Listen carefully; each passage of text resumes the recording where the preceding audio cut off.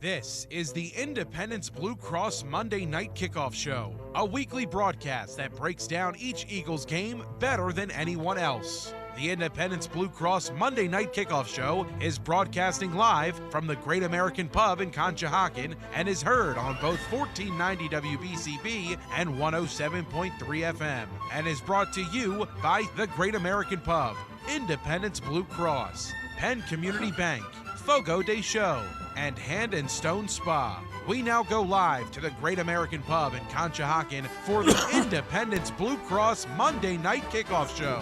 Now, here are your hosts, Paul Domowitch and Paul Jolovitz. And welcome, everybody, to the beautiful Great American Pub in Conshohocken. We're getting ready for a parade in this town. This is the Independence Blue Cross Monday Night Kickoff Show, celebrating the Philadelphia Eagles Super Bowl win over the Chiefs on Sunday. I'm Paul Jolovitz, along with Paul Domowitch. Domo, nice to have a Super Bowl show. Indeed, indeed. A destruction of the Kansas City Chiefs. We got people here. Yeah. We hold people listening, watching, enjoying the entire area, basking in the glow. And we got a great guest tonight. He played in the first Eagles Super Bowl in New Orleans. This one went a little bit better than that one. Great tight end from Yale, Mr. John Spagnola. Hey, John, how are you? Good, Jolly. Good to be here. Good to see that the demons were exorcised from 44 years ago. Well, when you say that, thank you, Eagle team. Thank you so much. were they, I mean, for you watching, having lost a game, I told you about Bill Berge, may he rest in peace, said he would have rather never played in one than played and lost. Yep. What was it like for you as an ex-Eagle to watch this game? It was, I grew up in Bethlehem, PA, so I'm a Philadelphia sports fan. So you start with the '64 Phillies, right? And when you have that kind of memory etched in your brain, you're always nervous. And so even though the Eagles totally dominated the Chiefs through the first half, it was a 24-0 at halftime. Yeah. I was Kansas City will get the ball second half. It's going to be the Mahomes show. We've seen this movie before, and I was nervous. But there was just the 22 players on the field for the Eagles played so well. Such a disciplined approach to that game. Yeah. It was so impressive at every level, and they just outplayed. They outplayed them. It was really a laugher. I mean, it didn't play out the way I thought it would. I thought it'd be Saquon Barkley. They shut him down. He averages 2.2 yards a carry. And my namesake said, "Let's see if Hurts can beat you." And he did. Yeah. So, they took away the main weapon, and we had a lot of other weapons and a lot of other answers. It was great to see. It was. And the Eagles were just a better team on offense, better on defense. You could say better on special teams. One word to me transcended everything else about this game. Talk about the coaching, the systems. Games come down to players. All games come down to players. And games in football usually come down to one word: physicality. The more physical team usually has a big shot, and the Eagles were certainly that. Yeah, their offensive and defensive lines, totally dominated that game. Yep. I was at the Super Bowl, Jacksonville, what was that, 04 or whatever? 05. Yeah, 05. And so I remember being about 20 rows up, and about midway through the first quarter, I turned to the guy I was sitting with, and I said, New England's way out-hitting the Eagles, way out-hitting the Eagles.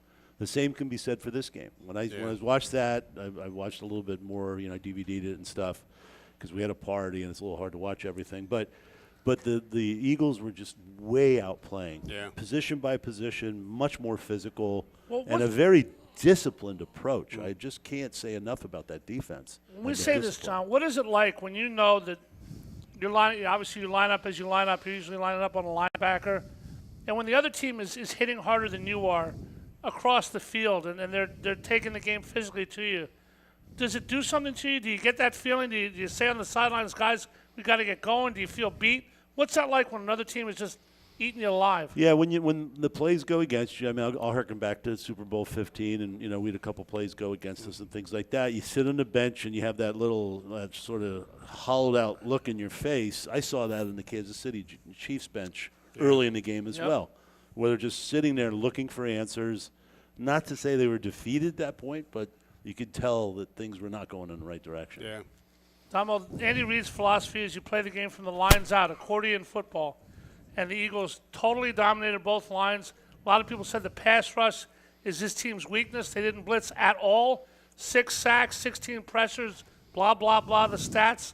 You didn't need stats to watch this game. Total domination on the defensive line. Yeah, well, I mean, Kansas City's Achilles heel is their offensive tackles, and the Eagles' defensive line exploited them. Jawan Taylor and Joe Thuney, who's a 3-time Pro Bowler as a guard, At but guard, they moved him outside because they didn't have any other appetizing options, and he just got his lunch eaten. Josh Sweat probably increased his free agent value by about $50 million with that performance. Same thing with Milton Williams. Yeah. It was just an amazing performance by that front. I mean, they did not blitz a single time in that game. A couple of zone blitzes where they dropped an edge rusher out and blitzed Zach Bond, but that was it. And this is a young team, 5th youngest in the league. John, you could very easily say, I mean, obviously everything's got to go right and we're looking ahead, but when you talk about the Eagles, you're talking about a team that's still going up on the bell curve, and if the right things happen, obviously Jalen had a great game. The receivers are young. Yep. 3 starters over 30, all of whom probably can be replaced, save for maybe Lane Johnson. This team has an amazing future ahead of them, don't they? They do. And, going into the season, I think it was on the show where earlier in the year said, what do you think about the defense? And I remember saying, I don't see any playmakers. I mean, Fletcher Cox is retired, and so who's the playmaker on this defense? I don't see any. Now you have 11 playmakers on that defense. I mean, it changed that quickly. So what happened? Well, I mean, Fangio was the difference. I mean, you get this great coach who comes in, and, he teaches a disciplined style of playing football. And I can't stress that enough. It was when you saw Mahomes, so many teams overrush one side or the other. He escapes to the right side. He creates 3 more seconds. Somebody uncovers downfield, and he makes a big play. His only escape was straight up the middle, and they collapsed on him. They stayed in their zones. They stayed in their lanes. They didn't let him get outside right or left. He had to escape up the middle. I thought it was a masterful pass rush. When I saw early in the game Travis Kelce try to do his typical uncover where he runs hard to the inside, pivots, and comes out, they were waiting for him, and that was, I think Mahomes tried to go to him 2 or 3 times early in the game, unsuccessfully, and he's kind of like, you're not, I'm writing you off. So a very disciplined approach. I mean, they didn't blitz the entire game. They rushed 4, dropped 7. You beat us. Couldn't beat them. You mentioned Kelce, they're and how they dealt with him. Their first possession, 3rd and 9, he was going to be Mahomes' first read. Right. Cooper DeJean is on him on the line, does not let him go. Yep. And by the time, Mahomes had to get rid of the ball pretty quickly every time he had it. The pressure percentage was like extraordinary. So that's what they did. They slowed him up, made Mahomes look someplace else, and nobody else was covered because of the corners and the pass rush. When you talk about the corners and the pass rush, you talk about the levels of this game. The players were great. Nick Sirianni, obviously fantastic. They buy in. He looked tremendous. Kellen Moore, of course, going away today. We'll see about the offensive coordinator situation. But Howie Roseman, with this draft, Cooper DeJean and Quinton Mitchell, the free agents, Saquon Barkley, Zach Bond, he missed on Bryce Huff, he missed on Devin White. But what a job by Howie Roseman, stocking that fridge for Vic Fangio to pluck it from, huh? Yeah, and don't stop with the 2 corners. Jalex Hunt, 3rd-round pick that nobody even thought about, became a factor in the second half of the season. Will Shipley, even Johnny Wilson, the wide receiver, played like 300 snaps this season. Jahan Dotson made some catches. Who's this guy? I thought his first name was Nissan. I didn't know who he was. Nissan Dotson. Come on, work with me. The funny thing with Fangio is, he leaves Miami last year, and like the DBs on that team are claiming he's, they can't relate to him. That he's, it's a generational thing. He's an old guy that doesn't know how to coach young guys. And now he's got the youngest defense in the league, and he turns it from 30th ranked defense to the top ranked defense. I loved reading about him where I didn't know he was from the area, and I also know that he sort of commiserated with our Super Bowl 15 loss.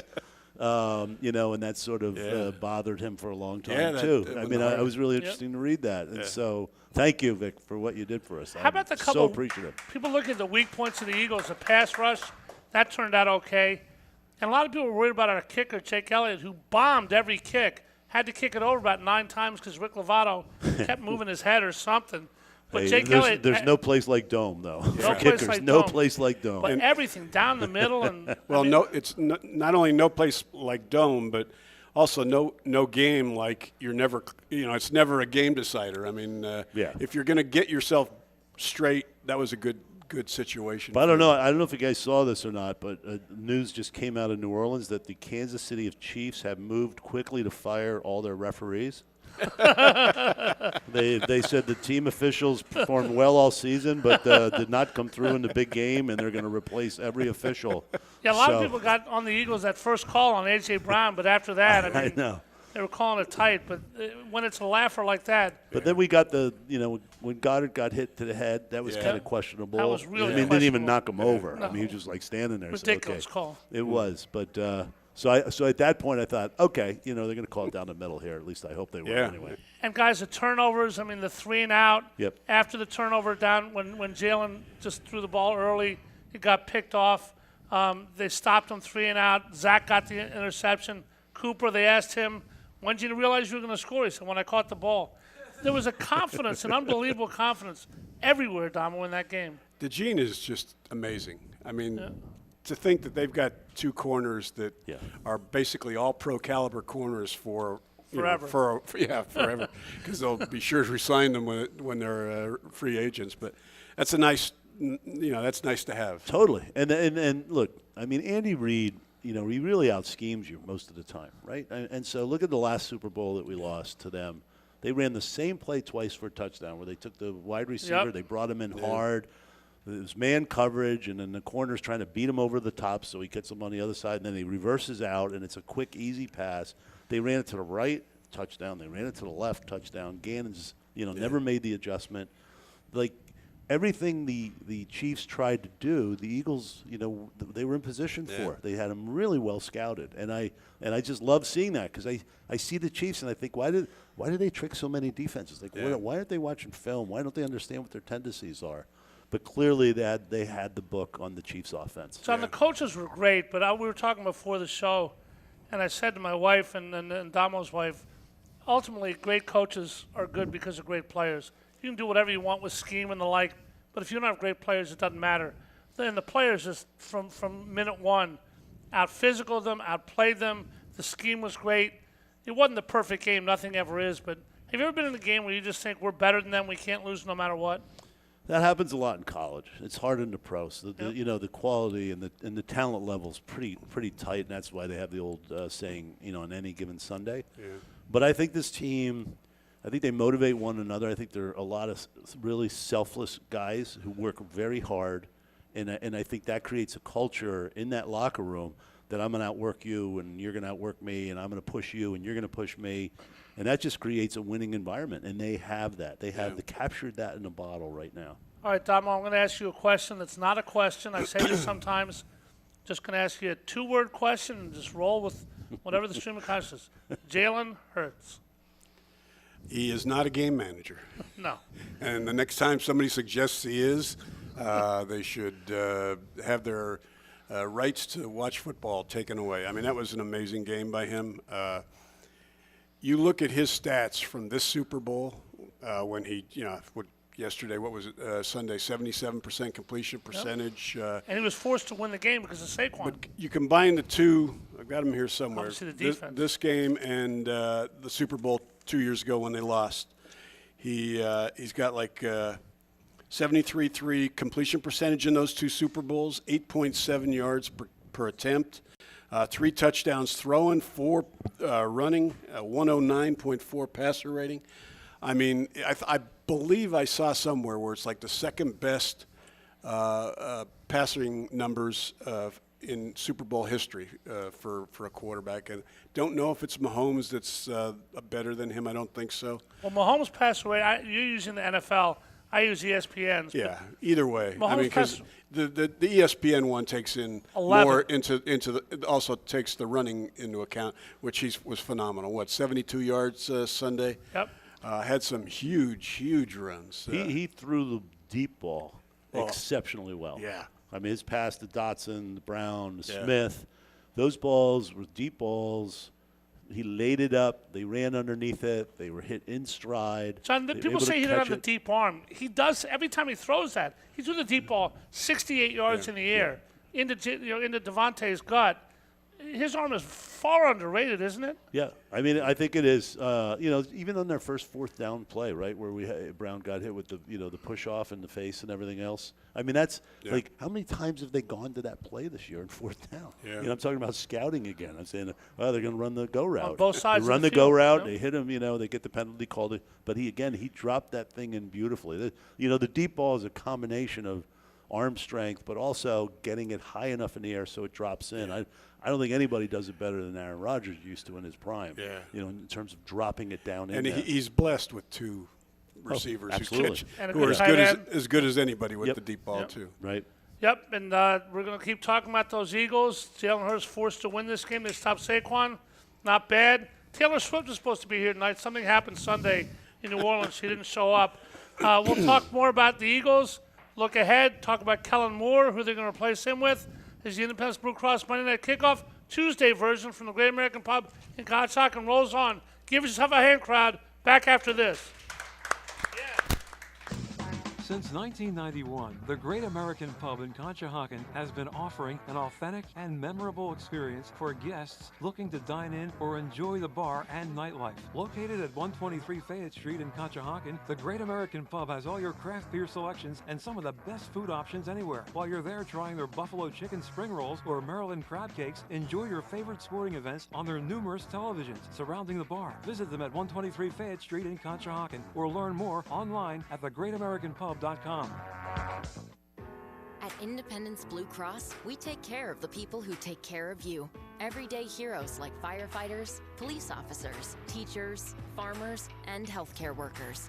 Doctors and hospitals across the region have IBX, and they know what it means to have reliable access to care. So whether you're saving lives or just trying to live a healthier life, count on IBX, the region's #1 health insurer for 85 years. Learn more at IBX.com. A truly unique dining experience awaits you at Fogo de Chão. Fogo de Chão awes patrons with their history and tradition of authentic Brazilian steakhouse, offering many cuts of decadent fire-roasted meats prepared over an open fire and served tableside by trained gaucho chefs. Fogo de Chão, 1337 Chestnut Street in Center City, Philadelphia. For reservations, go to www.fogo.com or call 215-636-9700. We now return to the Great American Pub in Conshohocken for the Independence Blue Cross Monday Night Kickoff Show. Once again, here are your hosts, Paul Domowitch and Paul Jolovitz. The confetti was green. The critics were silent. Zach Baun was great. The Eagles win the Super Bowl. We're talking about it with Paul Domowitch and John Spagnola. Guys, there are a couple areas.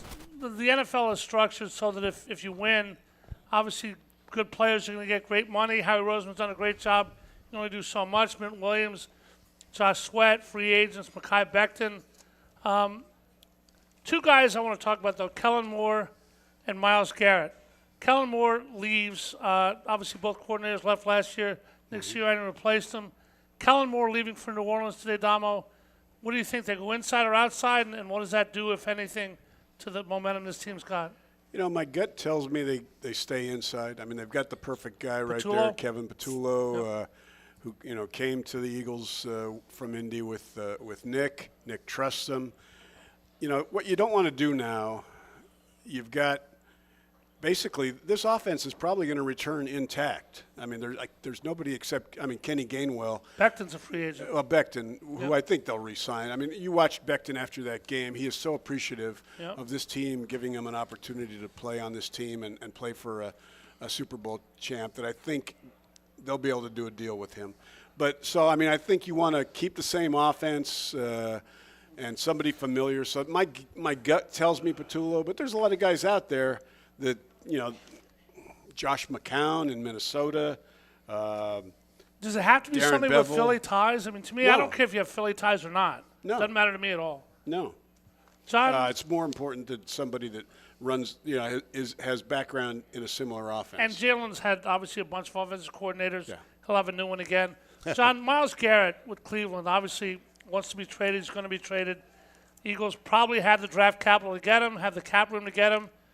Do you need a Myles Garrett after that game? Is it worth it? What it cost? I mean, obviously you can investigate it, but what's your gut on this one? I don't know. I mean, I'm not going to opine on that because I think Roseman does such a good job of managing the personnel, managing the cap space, and getting players. They do such a great job of coaching the players. Yeah. You look at those offensive linemen. A lot of them were misfit toys, that they pieced together and put on that team.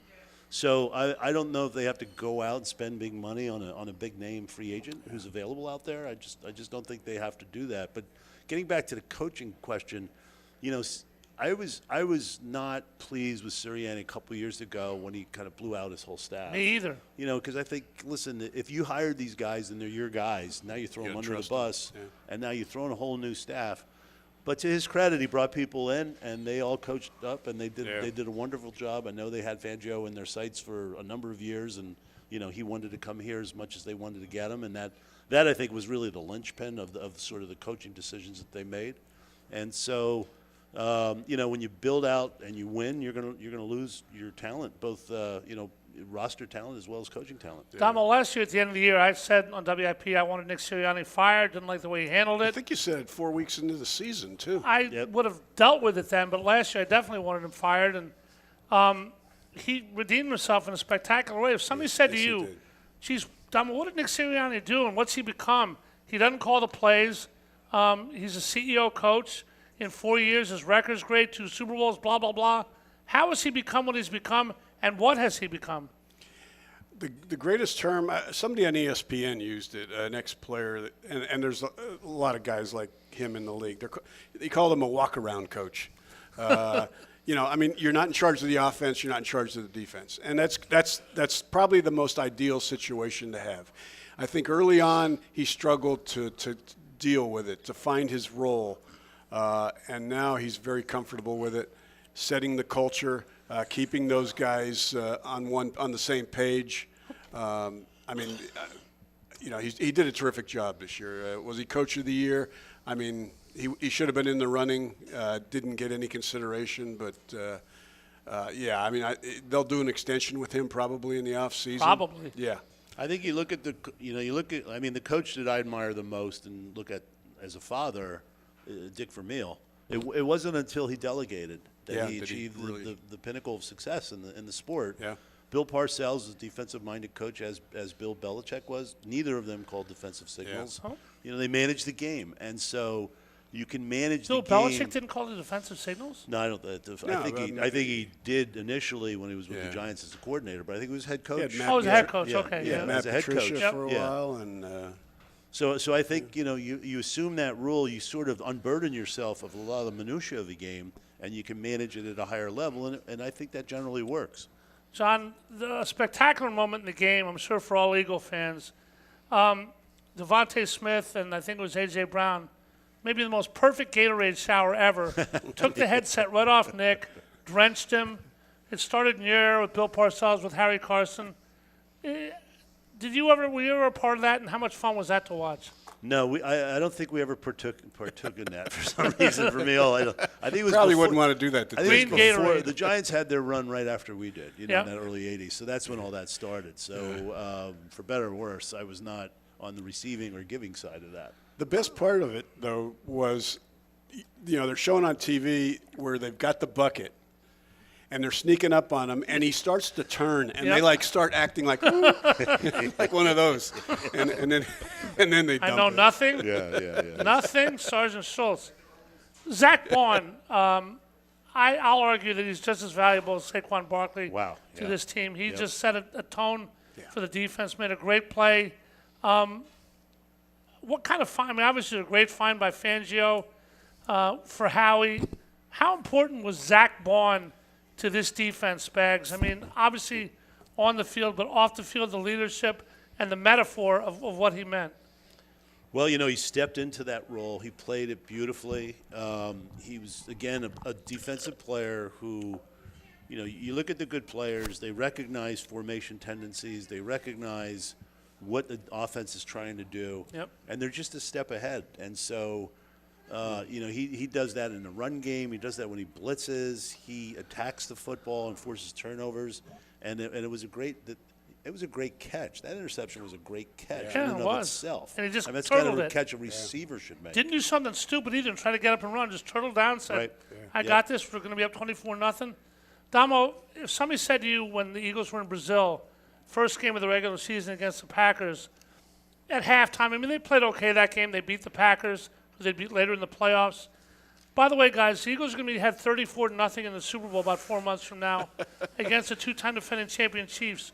You would have said what? Oh, yeah. Didn't you see that coming?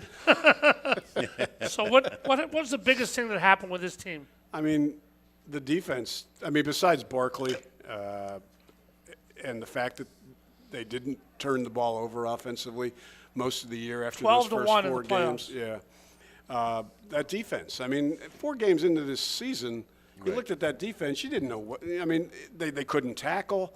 They were the ton of missed tackles in the Atlanta loss and the Tampa loss. Yeah, and the Tampa loss. I mean, I've never seen a bye week have that profound an effect. I mean, first of all, when everybody saw the bye week being week 5, everybody's like, including probably most of the players, thinking, "Oh crap." I mean, this is too early. I mean, we need it later when we're going to need a rest. And it turned out to be the perfect time for this team because they got everything straight. A lot of those defensive guys stayed put. They didn't go off to an island somewhere for a few days. Just amazing the turnaround after those 4 games. Spags, no Nick Foles in this one, no Philly special, but they beat Mahomes now after they lost to Mahomes. They beat Brady after they lost to Brady. Did you see Foles troll Brady? Yeah. Said he's a good luck charm. He's a good luck charm. Yeah. That was terrific. I like that. That was And good. Brady's like claiming, he's a good friend of mine. I want to know if that's That was true. a nice shot. He I didn't like shake that. his hand after the game, if you remember that. Did revenge play a part in this game, John? I don't think so. Maybe to some extent. I think it was really a team that was peaking and wanted to play their best football and have their finest moment. Yeah. Where the spotlight was shining on them, and that's exactly what happened. And as going back to your earlier question about, where were they? I think it's hard. They had to find their identity as a team. I think that happened after that horrible loss to Tampa Bay in the bye week. I heard Sirianni say, we practiced a little bit harder than other teams. I think, when you come out of training camp, as Buddy Ryan used to say, we're going to put you in your pajamas today. I mean, that's all they do now in training camp. They wear sweatpants. They don't hit. Yeah. They don't tackle. And so you really should get a refund on like 50% of your ticket early in the season because it's not good football. And it's only until they get into the rhythm of a season that guys, start to tackle hard and wrap up and do the things they have to do. And so as I looked at them, that's when they sort of found their momentum. That's when they found, what is their game? They're a running team. They're a dominating team. They control the clock. And defensively, they played disciplined. I can't stress disciplined defense enough. All right, to leverage your point, obviously the 2-2, and they had to change their formula during the bye week. A loss like Tampa Bay, Nick Sirianni talked about the finish last year. Sometimes you need a kick in the ass to get you going in the right direction. That Tampa Bay game, you could argue, was the most beneficial thing that happened all year because they said, you guys aren't all that. You better change your ways. You got Saquon Barkley, the false offensive line, Jeff Stoutland. Damo, is there any truth to that? Yeah, well, I mean, you're 2-2 when people are expecting you to be much better than that. And you got the coaching staff they do. Veterans like Fangio, like Jeff Stoutland. They're going to give them a kick in the butt. They're going to. I mean, Fangio let them have it after 4 games. I mean, they were kids, and he, he made it clear that you don't produce, you're not going to play. And we saw that all year with Bryce Huff. I mean, he was hurt for a while, but he wasn't even I mean, the guy's making what, $51 million? Yep. Was not Inactive. activated on Sunday. Wow. And Jalen Hunt was. I mean, Jalen Hunt, a third-round pick. Nobody ever heard of him. Obviously, you got the guys. But he's producing. He's producing. John, how do you feel about the schools? 3 guys from Georgia. Howie's going to the SEC. Cooper from Iowa. Of course, Quinion from Toledo. But how do you feel for the take the guys who've been at the big schools and done it? You went to Yale, obviously successful in the NFL. Is it about players, where they played, or random luck? Yeah, it's a good question. I mean, there's certainly a lot of Georgia guys on the team. I think they all sort of grew up together at the same time. I mean, Carter had a breakout year this year for sure. Yeah. And so it was good to see that. And I think they really, all of them sort of kind of came of age almost at the same time, and that was good to see, because I think there were questions about conditioning and things like that for especially the two interior linemen. But after a period of time, they kind of found their groove with the pro game and really contributed a lot. Did you guys see the play with Carter where he missed a sack on Mahomes and swung like a punch? And he missed the referee by 3 inches. Oh, jeez, I didn't see He would that. have been suspended forever if he had hit him. And sometimes luck plays a big part, Tom, over here. Yeah. Those two guys, I mean, it's going to be important looking ahead with Jalen Carter, how he handles this success. I think Fangio's he's got the right coach to keep him grounded. But with regard to Jordan Davis, I mean, I think the best is yet to come with this guy. I mean, he's going to be much more than a run defender. He had 2 sacks in the game. Yeah, we're starting to see that. Yep. Josh Sweat. I mean, I think if he can keep coming along, I mean, can you imagine him and Carter inside for how many number of years? Is this real quick before break, guys? Is Milton Williams Javon Hargrave 2.0? We talk about Carter being Aaron Donald 2.0. What's Milton Williams? He's been great his entire time here. I think he's a little bit more than Javon Hargrave because of the versatility. You can move him a little bit more around the line. I mean, I want them to, if I'm them, I'm trying real hard to keep him. I mean, Josh Sweat's probably gone because of the fact, how high his stock's going to be. I mean, he took a cheaper contract for them last year, and he wants to really make a killing now. So history shows that other teams tend to overpay edge rushers more so than your own team. So I think he's gone. The other two, I mean, Bond they got to keep, and Milt Williams they got to keep. Yeah, they certainly have to keep Paul. Williams' engine. I mean, his motor's running all the time too. I like that about him. Yeah. Our motor's going to keep running after we take a break. Vic Fangio, by the way, now 1-8 against Patrick Mahomes. Thank you. Eagles doing a pretty nice job in New Orleans Sunday. We'll talk more about it. Super Bowl 59 goes to the Philadelphia Eagles. We're talking about it. This is the Independence Blue Cross Monday Night Kickoff right here on 1490 WBCB 107.3 FM. We're back right after this. Stay with us. Since 1991, the Great American Pub in Conshohocken has been offering an authentic and memorable experience for guests looking to dine in or enjoy the bar and nightlife. Located at 123 Fayette Street in Conshohocken, the Great American Pub has all your craft beer selections and some of the best food options anywhere. While you're there trying their buffalo chicken spring rolls or Maryland crab cakes, enjoy your favorite sporting events on their numerous televisions surrounding the bar. Visit them at 123 Fayette Street in Conshohocken or learn more online at thegreatamericanpub.com. At Independence Blue Cross, we take care of the people who take care of you. Everyday heroes like firefighters, police officers, teachers, farmers, and healthcare workers. Doctors and hospitals across the region have IBX, and they know what it means to have reliable access to care.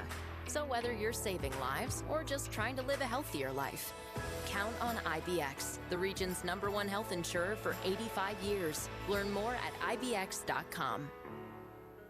A truly unique dining experience awaits you at Fogo de Chão. Fogo de Chão awes patrons with their history and tradition of authentic Brazilian steakhouse, offering many cuts of decadent fire-roasted meats prepared over an open fire and served tableside by trained gaucho chefs. Fogo de Chão, 1337 Chestnut Street in Center City, Philadelphia. For reservations, go to www.fogo.com or call 215-636-9700.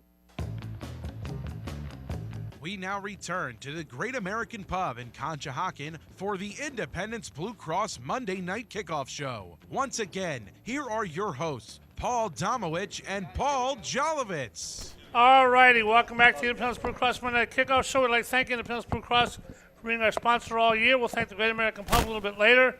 Don't forget, you can watch the show live at WBCBSports.com and YouTube Live by searching WBCB Sports. You might have heard there's a little parade on Friday in Philadelphia. Schools are closed. We'll talk about that in a second. 1 million people are going to line the parade route. But I have a mathematical question for you guys. Cooper DeJean with a pick six, guys. They said it was the first touchdown ever scored in the Super Bowl by a guy on his birthday. There have to have been 250 touchdowns in 59 Super Bowls. The first scored by anybody on their birthday seems quite odd to me. Is that possible?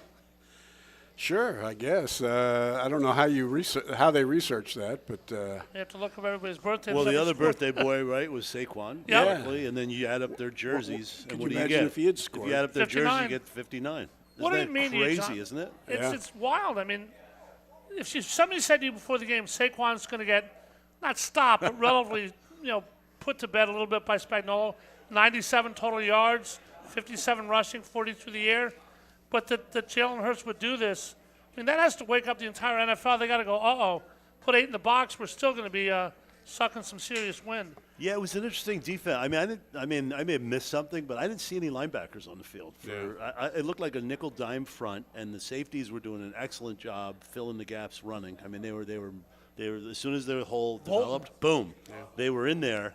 He averaged 2.2 yards per carry, and 10 was his longest run. he had 25 carries. So you think 25 carries.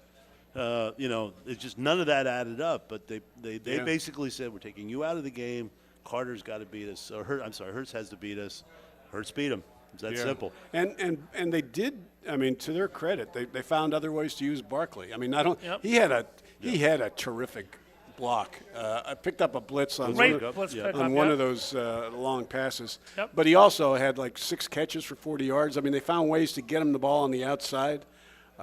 He's a complete player. He had 25 carries. I mean, while the yardage wasn't there, keeping them honest it was important. I mean, you couldn't just let them tee off on Jalen. They stayed out of a lot of 3rd and longs. So they were in a lot of 3rd and manageables, so that helped. It used to drive me crazy when a back wouldn't pick up a linebacker. So you get a running back, they put a ball in his hand, and he's ferocious, running through tackles and everything else. Then you have no ball in your hand, and a linebacker's blitzing, and they go in and they turn their head and they close their eyes, and you say, like, what's the difference here? And all you have to do is look at Walter Payton and his the guy used to relish picking up safeties and linebackers because those are the guys who were punishing him, and he had a chance to punish them. But to your point, Barkley he's a complete player. That's all you can say. It's one guy who had a hell of a game. My wife's wearing a Slim Reaper shirt, number 6. Devontae Smith, seems like you want to have him, guys. If you're playing in a big game, college, pro, it's hard for a wide receiver to win games by himself, obviously, and we're not saying he does, but certainly comes up big, Dama, when it counts, huh? Sure does. And, I mean, they are so blessed to have those 2 guys on the outside.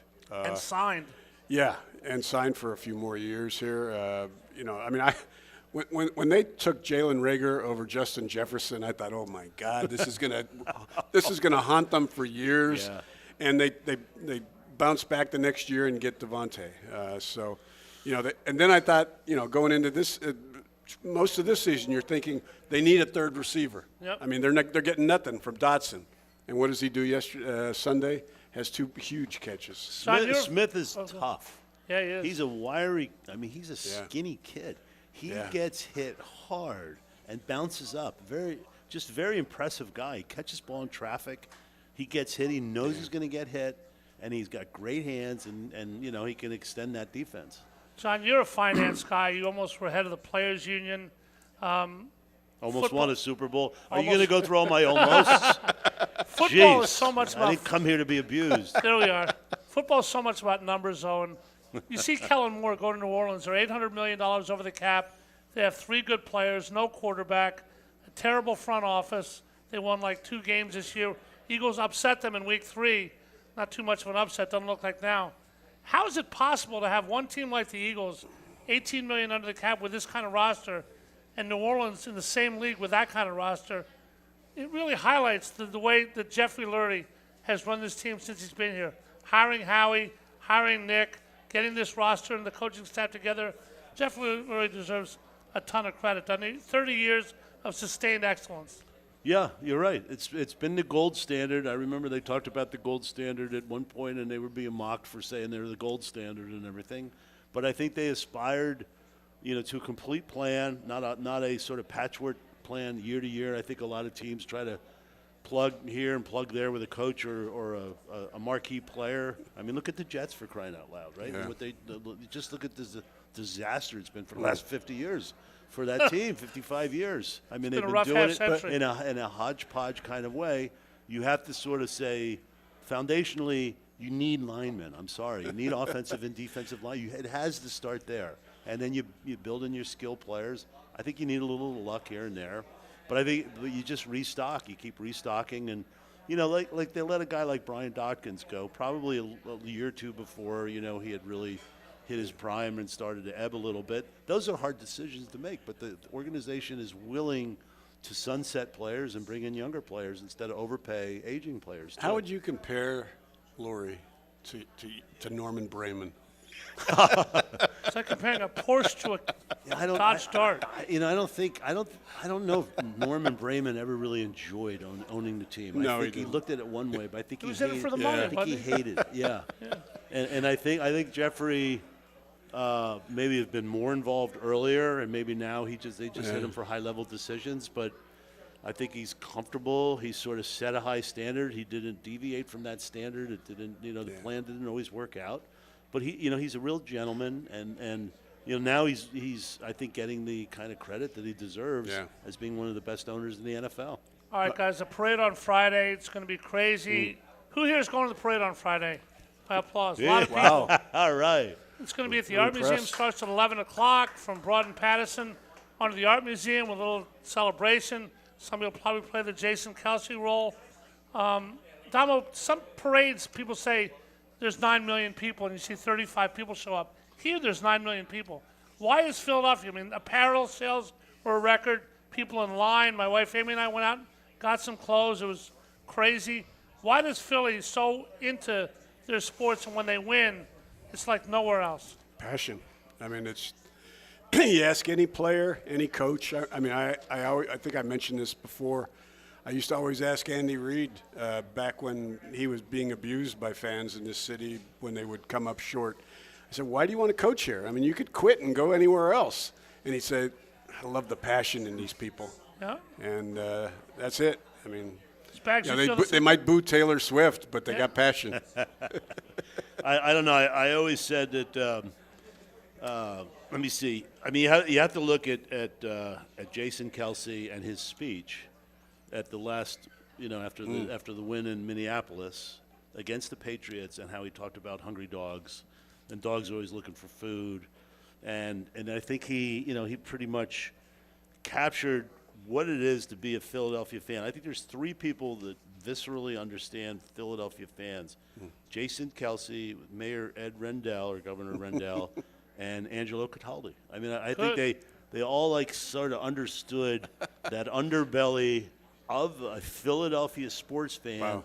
Disappointment, elation, all in, to the point where you estrange your whole family because you say things in front of them that you shouldn't say or whatever else. But I mean, my point is, I think that's what this city is about. And so, we lose a lot together, but when we win, we sure enjoy it. Well, I never thought we'd see those 3 grouped together. No, New York is finance. That's just one man's observation there. Here that's sports. great. You're right. All right, guys, here's your multiple choice question for the night. This is the best Philadelphia Eagles team ever.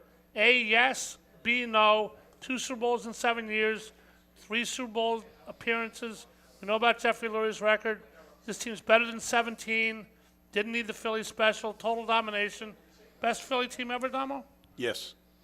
Best team ever in Philadelphia for any sport? No. 83 Sixers? 82, yeah, I was going to say the 82-83 Sixers might give them a run. Faux. I'm sorry, that was the best team in Philly ever. Faux 5. Yeah, I'm not going down that road. Best Eagles team ever. Yes, I can't say I watched the 60 Eagles or, the other ones in the 40s and stuff, but I think this was, as dominating a playoff run as you'll ever see. I mean, the Rams had a chance. They had a last drive. They had a chance. But other than that, crushed 4 teams. Shutdown. Yeah. And it was all along the way. Merrill and Mike did a great job, as they always do. Merrill used to be the head of this radio station. We thank Merrill so much. 48 years, Damo. Heard him sometimes on Sunday. What do you think this win meant to Merrill? Probably not as much as the first one, just because I think, the first one in anything always is special. You only do it first once. Yeah, but I heard the replay of his call, and he's a happy man. Very happy man. John, what did Merrill mean to you when you were playing?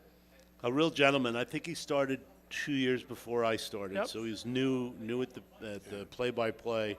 Always a gentleman, always a class act, with that baritone voice behind that diminutive body, and I think he just represents the team, the city, radio, and people hang on the things he says, and he has that ability to capture the moment. You know, I think Al Michaels says it best. A lot of these announcers, you hear them broadcast and they're screaming at you the entire game on any given play. Oh, first down!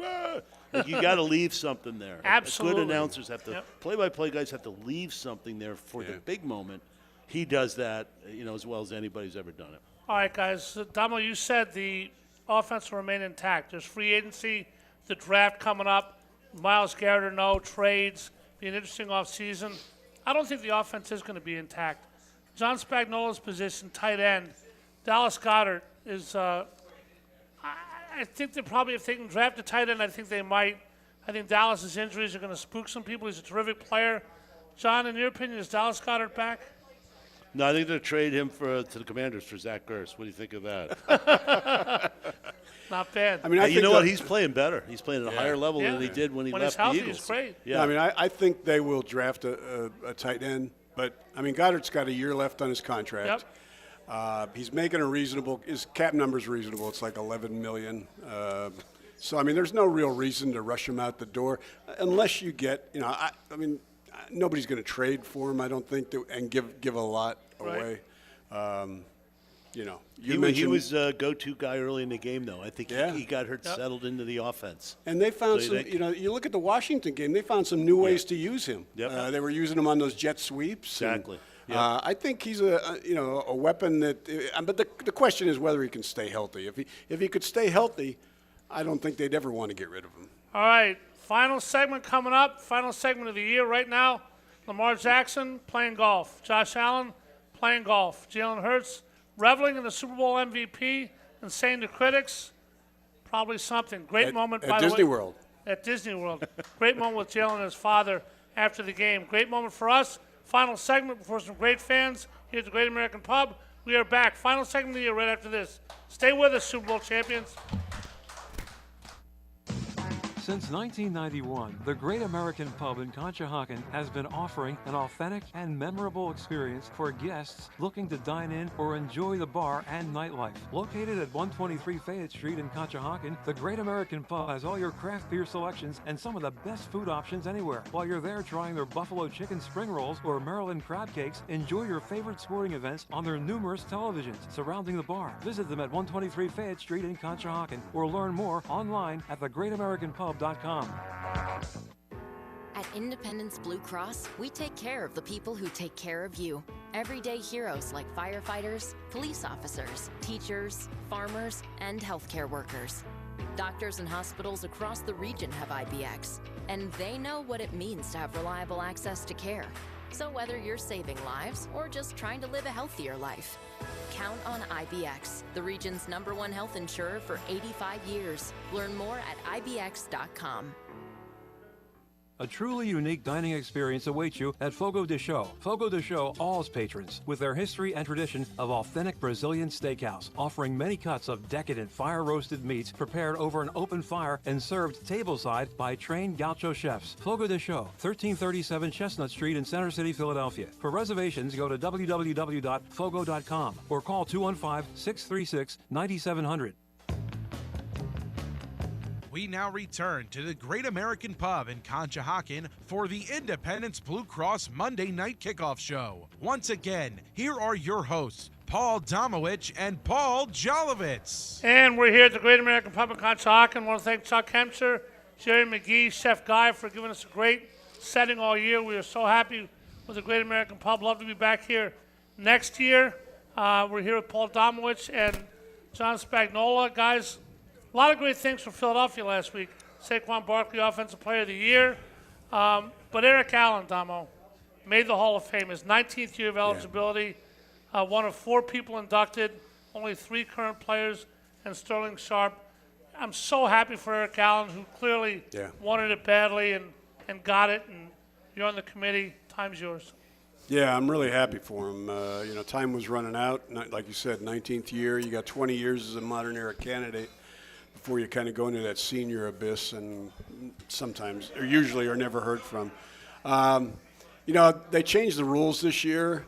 Usually, I know when they reduce to 5 whether a guy's going to make it or not. This year, we got it down to 7. Eric was one of them.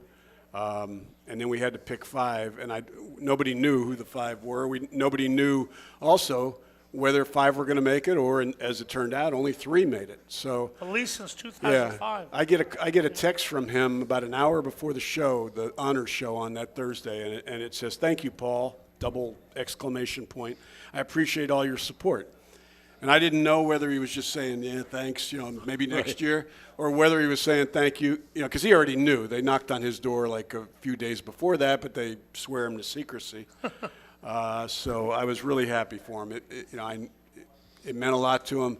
It shouldn't have taken this long. It did, because he never won a Super Bowl, and he was a shutdown corner, which. He had he had an incredible number of interceptions, 54. He's tied for 21st in NFL history, but nobody throws at him. Because when you're a shutdown corner, which is why his number was so remarkable.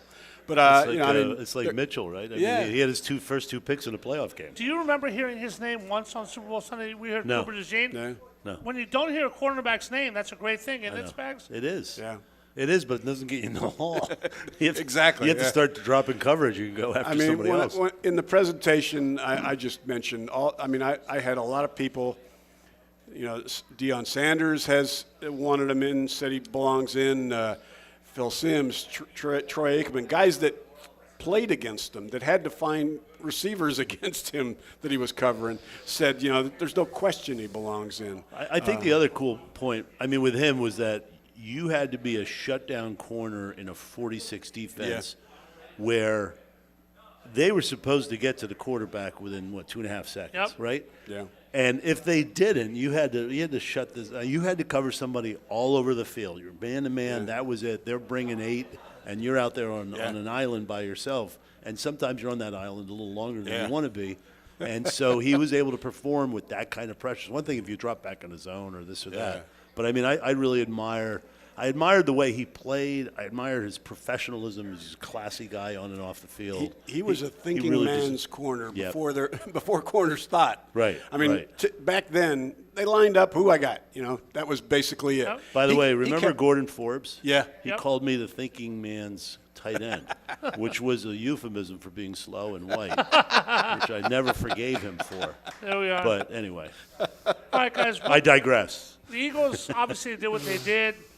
Total destruction and domination by the defense. Eagles had more points than the Chiefs had yards at halftime. Howie Roseman, Nick Sirianni, Jalen Hurts, Vic Fangio. Obviously, Jalen Hurts won the MVP. Which member of the Eagles, player or coach, was most responsible for the blowout that was Sunday? Damo, you first. Boy, I would say Vic Fangio, but a blowout typically means, you're scoring points. So I'm going to say Jalen Hurts. He stepped up with the lights brightest when they needed him. When they shut down Barkley, he came up big. Spags? I have to go with. It's a good question. I have to go with Fangio. He set the table anyway, and Hurts took it from there. But Fangio, that. What was the story on the Chiefs? They did just enough to win every game, and it was unbelievable how many teams they went through. But I think at the end of the day, Fangio took the ball away, created the turnovers, scored off of turnovers, set up good field positions, and everything else with turnovers. The one last thing I wanted to mention that I wanted to get to is that talking about good coaching. Look at the push by the Eagles, which was they drove it 3 yards into the end zone. Yep. And look what the Bills tried to do 2 weeks earlier with Josh Allen, who's the MVP of the league and all that stuff. He kept trying to go off the left tackle. He was standing tall instead of burrowing down low. They could have converted a couple of those tush pushes. It would have made that game a completely different game.